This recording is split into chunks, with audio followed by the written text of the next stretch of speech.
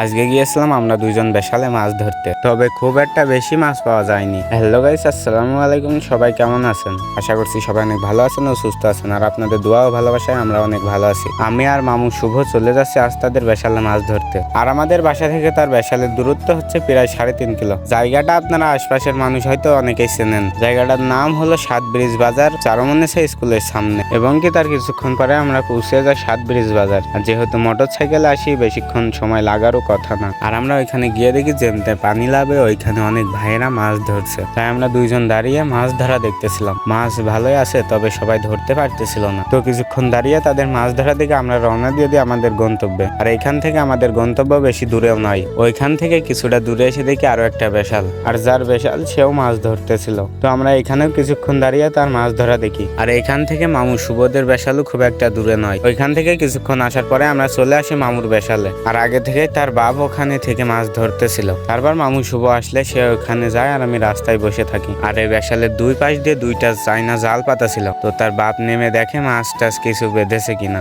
এবং এরই মধ্যে কয়েকটা খেও তোলে। তবে খুব একটা মাছ না বাঁধার কারণে খুব একটা বেশি মাছ পায় না। এদিকে জালে ছোট ছোট পাকাল বেঁধেছিল প্রচুর। তো জালে গেঁথে থাকার কারণে মাছগুলো ছুরিয়ে নিতেছিল জাল থেকে। পরবর্তীবার অনেক সময় পর আর একটা খেও তোলে, আর তখন আমি ওইখানে যাই, গিয়ে দেখি কেমন মাছ বেঁধেছে। তবে খুব একটা মাছ বাঁধে না, যেহেতু পানি কম হয়ে গিয়েছে এর কারণে। তো ওই খেওটা তুলে নিয়ে আমরা পদ্মা সেতু পার হয়ে চলে আসি যমুনা সেতুতে।